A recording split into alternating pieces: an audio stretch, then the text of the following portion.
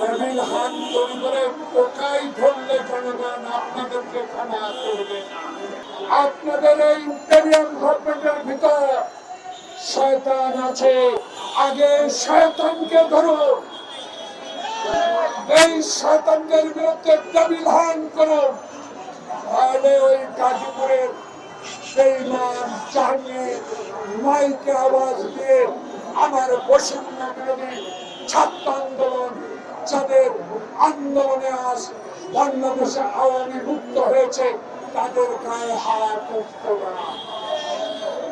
আপনারা যদি সজাগ থাকতেন, আপনারা যদি জনগণের আস্থার সরকার হয়ে থাকেন, তাহলে 3 দিন আগে থেকে বলা হয়েছে হাসিনা বক্তব্য দিলে সে বক্তব্য কি করে ইউটিউবে ভিডিও আসলো জনগণেরা জানতে চায়। তাই সরকার আপনারা ব্যর্থ হলে, ছাত্র বৈষম্যের আন্দোলন ব্যর্থ হবে। আপনাদের মনে রাখতে হবে, শেখ হাসিনা ষড়যন্ত্র করার জন্য ভারতে গিয়েছে, হিন্দুস্তানের সমর্থন নিয়ে বাংলাদেশে অস্থিতিশীল করার জন্য হীন প্রচেষ্টা চালাবে।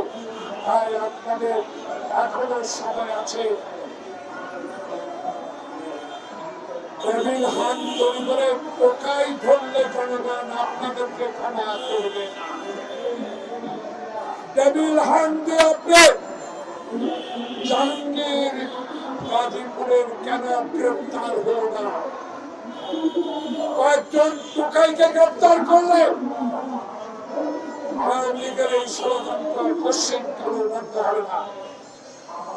বন্ধুগণ, আজকে পত্রিকা দেখলাম 2014 সাল থেকে অবৈধভাবে নির্বাচিত দুর্নীতিগ্রস্ত সন্ত্রাসী মারফত এমপিকে গ্রেপ্তার করেছে। মাত্র 35 জন মন্ত্রীকে গ্রেপ্তার করা হয়েছে। 6 মাসে কি করেছেন জনগণ এখন বলা শুরু করেছে। জনগণ জানতে চায়, 6 মাস পার হলো, দয়া করে বিএনপির দাবি ন্যায্য দাবি মেনে নেন, নির্বাচন দেন। যতই বিলম্বিত হবে শেখ হাসিনার ষড়যন্ত্র আবারও শুরু হবে, আবারও সচিবালয়ে তারা আগুন দিবে, আবারও অস্থিতিশীল করে তুলবে। তাই বিএনপির দাবি কেউ কেউ সমালোচনা করে বিএনপি নির্বাচনের জন্য পাগল হয়ে গেছে। প্রিয় বন্ধুগণ, তারেক রহমান ধৈর্য ধরেছে 16 বছর। তারেক রহমানের ধৈর্যের ফল 5 তারিখে ক্ষমতা ছেড়ে দেওয়ার পরেও তারেকের নির্দেশে বিএনপি কর্মী নেতারা আওয়ামী লীগের একটি কর্মীর গায়ে হাত উঠায় দেয়। এটাই তারেক রহমানের আজ্ঞা। আমি তারেক রহমানকে ধন্যবাদ জানাবো।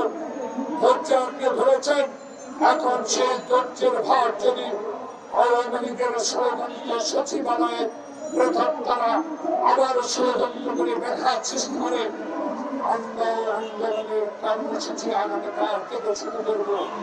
বাংলাদেশে জনগণের আস্থা অর্জনকারী একটি নির্বাচনের দাবিতে সারা বাংলাদেশে আমরা কর্মসূচি দিব এবং এই ইন্টেরিয়াম গভর্নমেন্ট মানুষ যেন বলা শুরু না করে নিরপেক্ষ সরকার চায়, তত্ত্বাবধায়ক সরকার চায়।